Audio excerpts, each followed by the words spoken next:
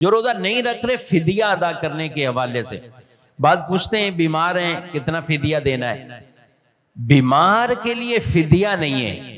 بیمار کے لیے روزے کا فدیہ نہیں ہے۔ بیمار کے لیے حکم یہ ہے شریعت کا کہ جب یہ ٹھیک ہو جائے تو یہ قضا کرے، جب یہ ٹھیک ہو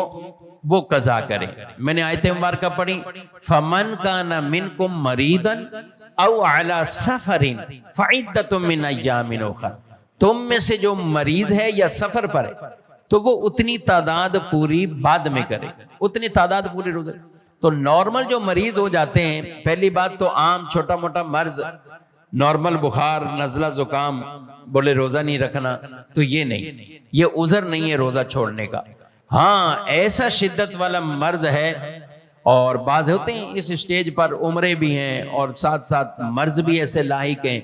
کہ دن کے اندر کئی مرتبہ ان کو ادویات یا کھانا پینا اس کے بغیر گزر بسر نہیں۔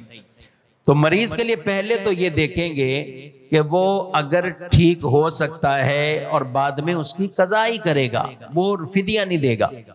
لیکن ایسا شخص جو شیخ فانی بوڑھا، یعنی ایسا جو عمر میں بھی بڑھاپے میں پہنچ چکا ہے، اب اپنی عمر کی وجہ سے وہ روزہ رکھنے کی اسے طاقت نہیں، عمر کی وجہ سے بڑھاپے کی وجہ سے روزے کی طاقت نہیں ہے، اگرچہ ساتھ مرض بھی لگ گئے ہیں، اس عمر میں عام طور پہ مرض لگے ہوئے ہوتے ہیں، تو ایسے کی طرف سے تو فدیہ دیا جا سکتا ہے۔ مگر نارمل اچانک کوئی بیمار ہوا 4-5 دن 6 دن کے لیے پھر ٹھیک ہو گیا، تو ایسا نہیں ہے کہ اس کے 4-5-6 دن کا فدیہ دیا جائے، وہ ان کی بعد میں قضا کرے گا، ان کو بعد میں قضا کرے گا، فدیہ اس کا نہیں دے گا۔